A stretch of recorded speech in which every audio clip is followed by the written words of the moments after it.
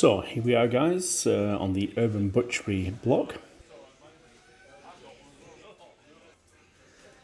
Up along the end of the H-bone and releasing the end of the tenderloin.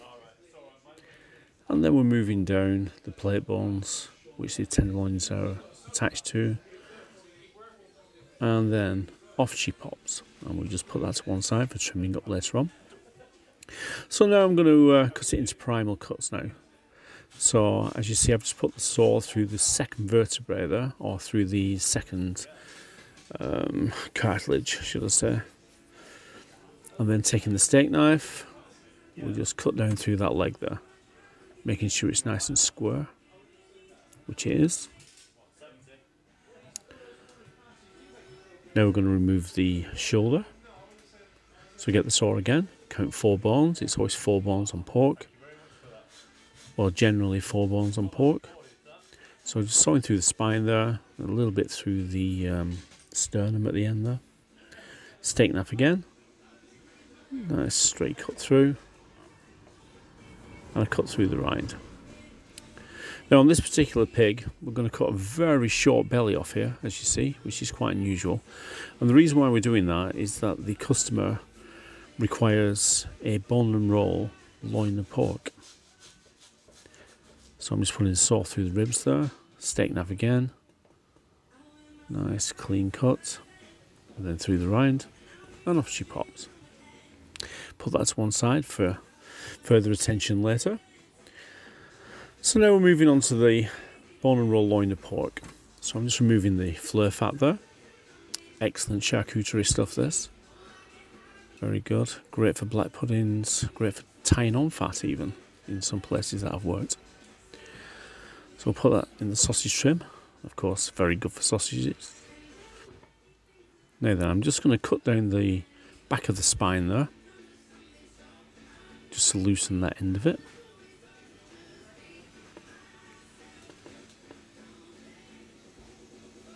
And then we turn it over. And then we start to sheep bone this out. Now I could single bone it out, but the customer's requirements aren't to single bone it, but to sheep bone it.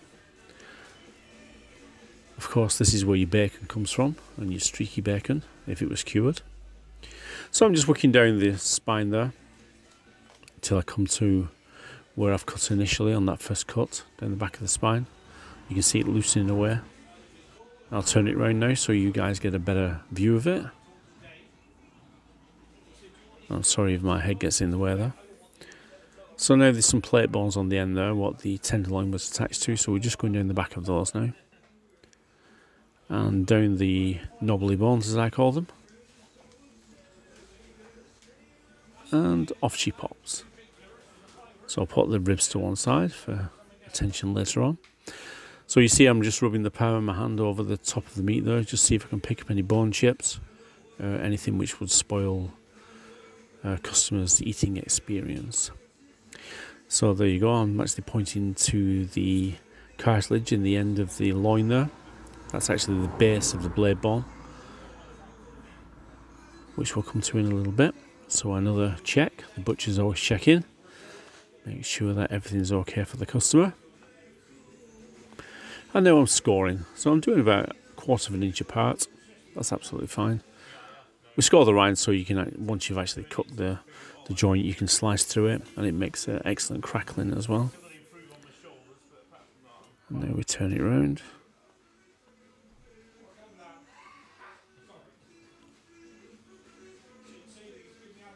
And that's the scoring finished. So I'll roll it over. And you see I'll turn both ends towards myself.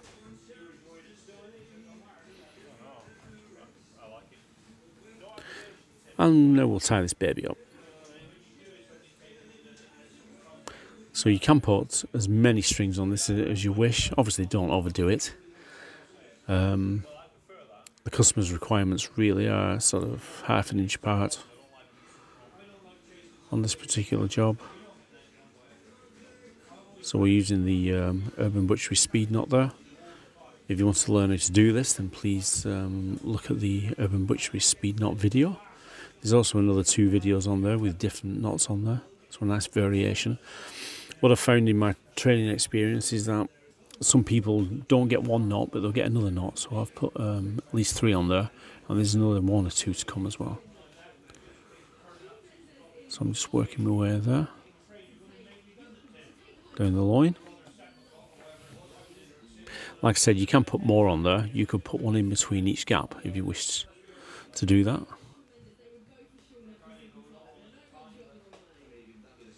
But as you probably know, too much of anything is a bad thing. So don't overdo it, because it can look untidy. As you see, my knots are all in line.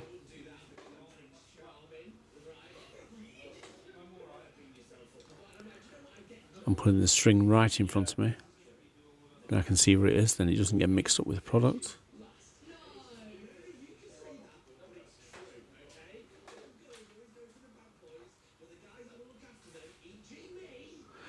So just another couple to put on there now. It's job done. Of course, this will be cut into smaller joints later on.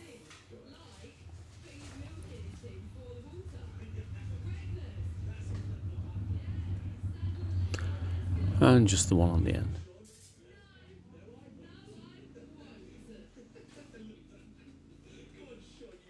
Nice and tight, security knot, and cut off. So now we'll get a butcher's hook, place it where I've scored, and then we'll hook it out of the way, ready to go into the fridge. Tidy the block up, get rid of all the string. The belly's going to be hung up as well. We'll deal with that a little bit later on. I will get over to a belly butchering video at some point. So now we're going on to the leg. Now this is very interesting because the customers asked for a smaller pork leg. If I was to just debone this, it would be rather a large joint. So I'm going to show you how to reduce a pork leg down in size. So we just start by cutting down to the foot, through the rind, and just peeling the rind back on one side. Try not to cut into any of that underlying muscle. And then down the other side.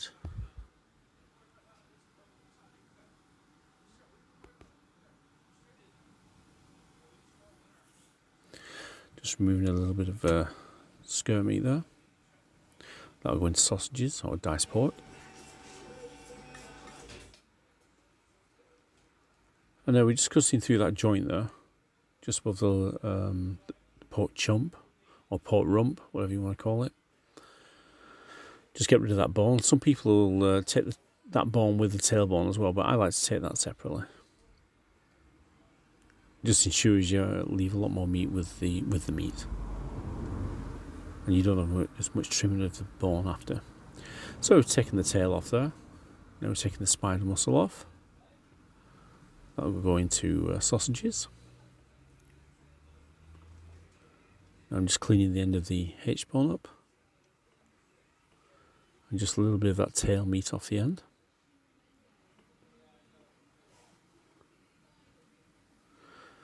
Now I'm going to remove the H-bone. Quite a tricky bone this. It's tricky on lamb, pork, beef, whatever you do this on. It's kind of tricky. So let's do this joint here.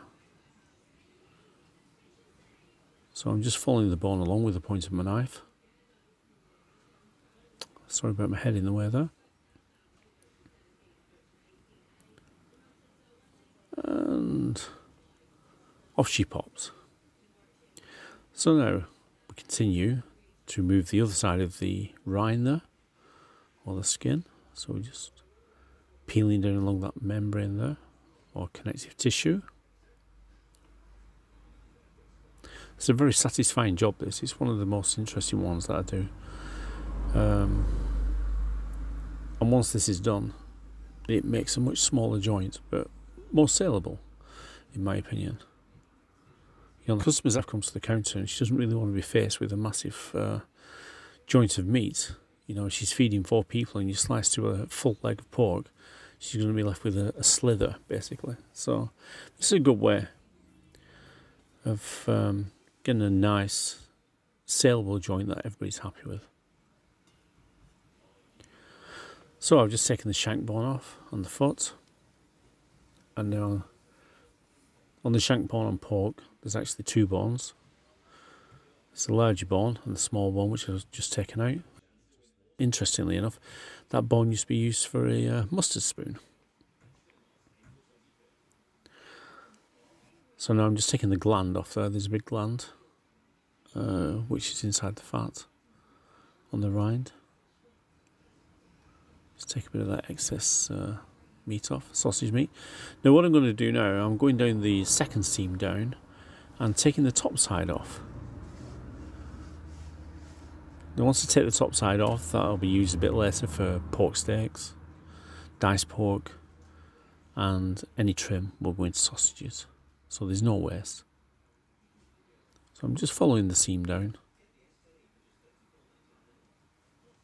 There we go, and off she pops for processing later. So now I'm going to take the femur bone out. So while the leg's in that position, I'll just work around the end of there. And with the tip of my knife, I'm just following that bone along. Try not to go into the meat too deeply. Just clean the end of that femur off. Now underneath. And away she comes. Now I believe I've left the kneecap in there. See, I pointed to it there. So I'm just going to take that out. And that's it. So now,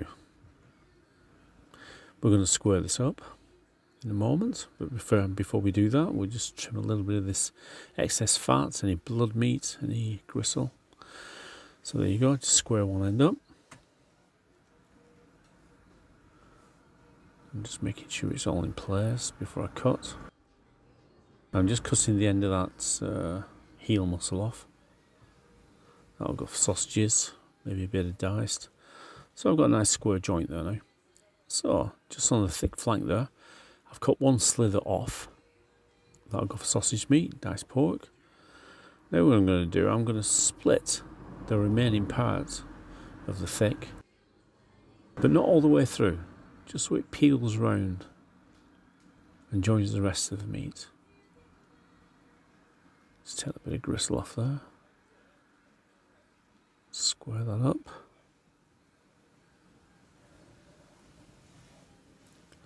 Lovely. Now we turn it round. So now we're going to score this. So I just take the nipple part of that away. Bit of edge maintenance. Very important. I was concentrating on the point there because I was scoring, or I'm going to score. And then we work along the port leg. One stage at a time. Just turn it round.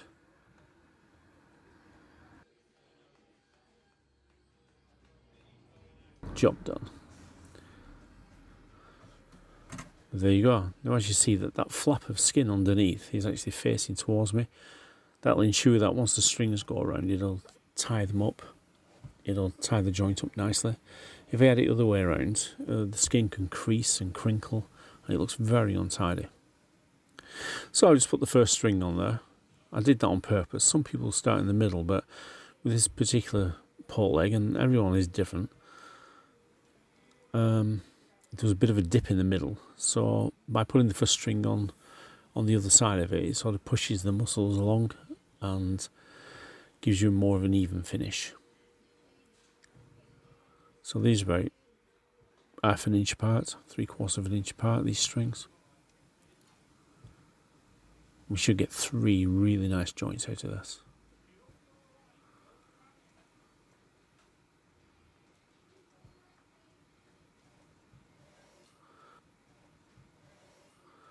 As I said before, the Urban Butchery speed knot and the security knot after. If anybody doesn't know, that stamp that you can see, the orange oval, that is the number of the slaughterhouse that the pig was slaughtered at.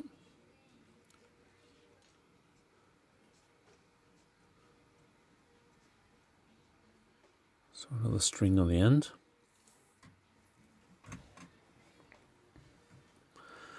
Nice and tight, and then we'll put this in the fridge, and this will probably be cut about 4 days after I've tied it, actually. So it'll be well set up. So when you slice through that, it'll be quite hard. So there you go. A lovely reduced leg of pork. I hope you enjoyed that bit. I really enjoyed watching that myself. Okay, so we move on to the shoulder now.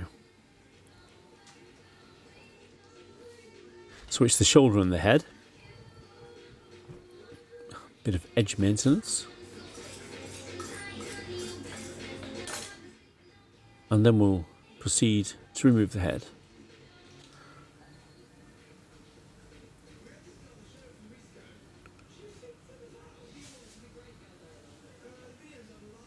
So there we go, just behind the ears, through the joint. Nice straight cut.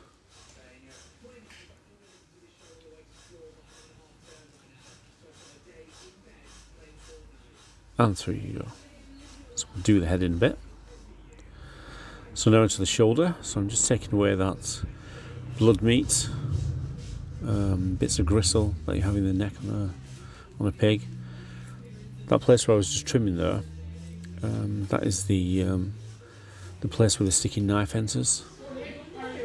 So I'm just going to saw through the ribs. The ribs are going to be used for spare ribs. So just a little cut down to that seam and peel it back on the seam. So get a hook and hook that out of the way.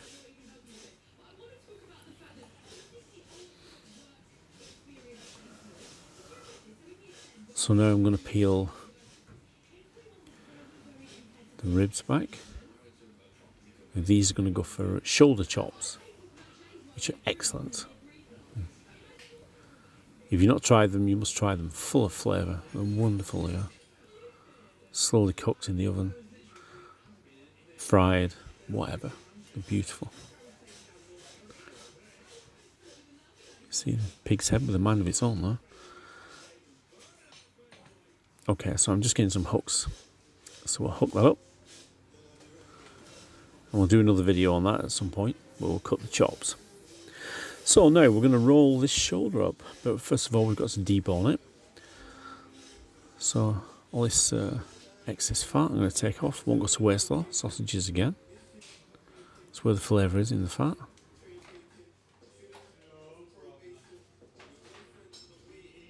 Still checking it, making sure everything's alright.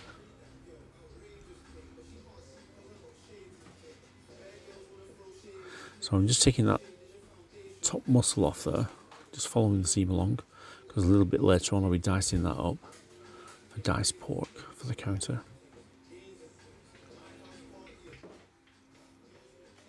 Good. We've got this flapper skin now, so just get rid of that. We'll trim that up a bit later on. Bit of edge maintenance. Now I've cut down through the skin on the fore shank, or as they say in Lancashire, a pestle.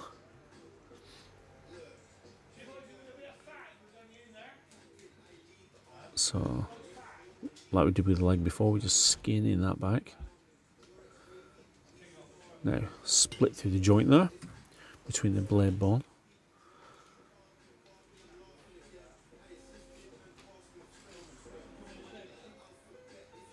Little nick there, turn the knife round, get underneath that membrane. And a nice clean bone is revealed. So now just a little nick underneath, and then we'll pull this out. You can debone it if you wish, but this method is very effective. Just a little bit of meat on there, not very much, just a slither. Now I'm just checking inside of there just to make sure that there's no gristle. Sometimes you do leave gristle, sometimes some broken bone, so you've got to be very careful. That's it. Now a bit more trimming.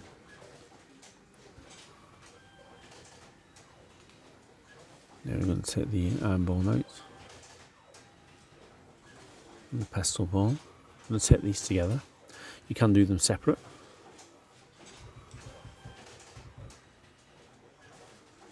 we go, trying to keep it as clean as possible.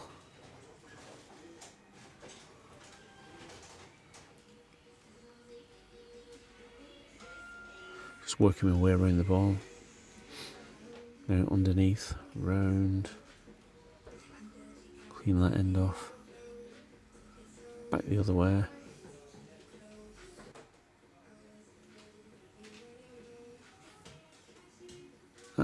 Out she popped.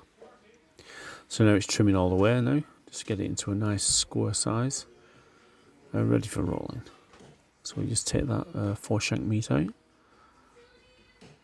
Good sausage meat that. Of course, we're left with the rinds. Rhine can be used for rhine emulsion for sausages. It can be used for crackling, pork scratchings, brawn. Very versatile. I'm going to take that end piece off there. Now it's beginning to resemble a square.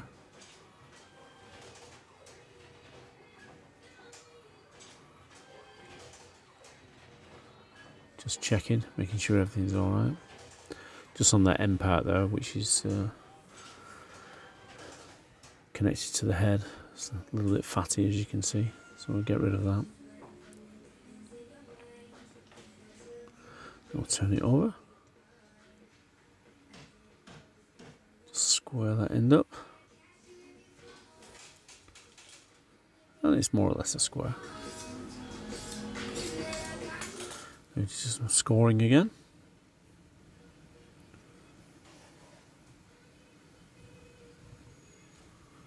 Just turn it round.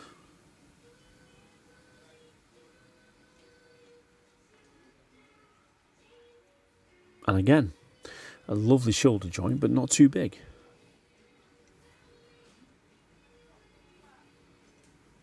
Get 2 lovely joints for 4 out of that. Or 3 joints for 3 even. So we're just going to tie this up.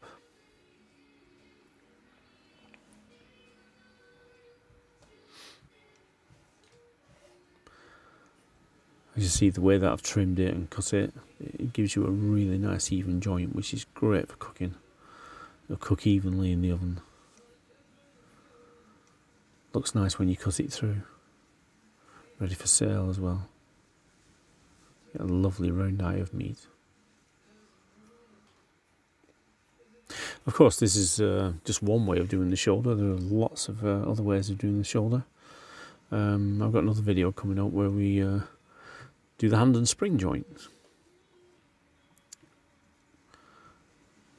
which will hopefully be on the channel soon. So we're just continuing with this. There's a little Urban Butchery hack in a moment, which I'll show you.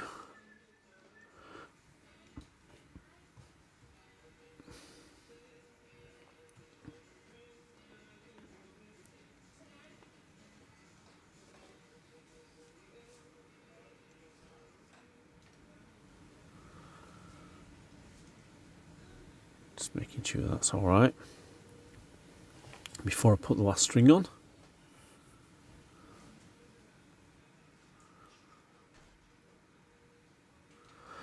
Okay, and as you see, I'm looking at the end string here. I'm not very happy with that, as you can see, so I cut it off. Now just watch what I do in a moment. So I'll put the string on again. Still not happy with it. So watch. Just a little touch into the rhine there with a knife, and then the string catches in there and doesn't slip off. So just a little Urban Butchery hack for you there.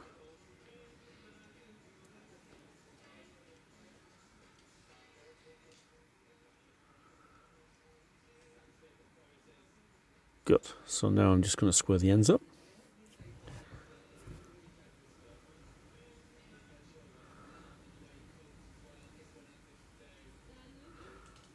For trimming after. And there you've got another lovely round joint, round even joint,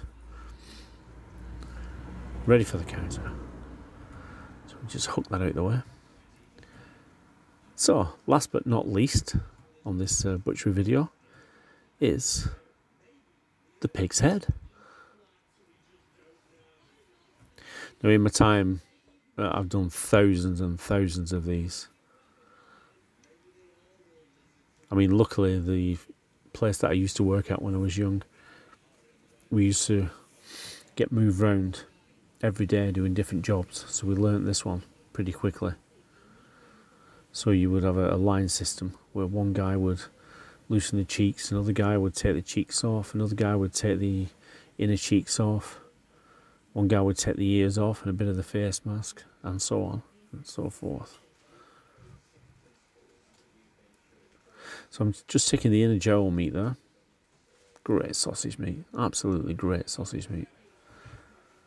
Now I'm taking the cheek off, so that's a full pig's cheek, and the meaty part in the middle there, they're the cheek plums. So if you ever get pig's cheeks, braised pig's cheeks, that's what they are. This also makes fantastic pig cheek bacon. It's a little bit like streaky, but much richer. And we'll be doing that in a different video. So now I'm just loosening the skin at the side of the nose there, because there's a nice piece of meat in there that I want to get at. It also reveals the eye. School kids' favourite.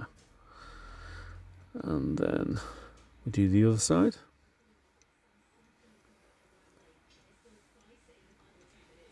Take that meat away.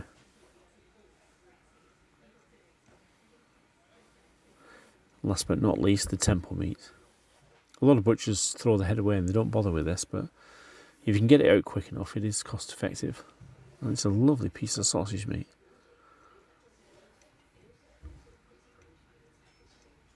Like I said, the Urban Butchery Channel, you know, they like to use every bit of the animal. It's very important. So that's the head. And what we've got left is the tenderloin. So I just trim the tenderloin up. Just skinning off that fat and membrane, connective tissue, just along the chain there. That's what they call the chain.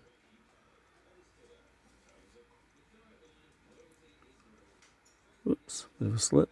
There you go. All together. So we just trim the top side up. Take this excess fat off the back, off the side, and there you go. So I hope you enjoyed that video as much as I enjoyed doing it. I'll catch you next time on the Urban Butchery Channel. Skills for life.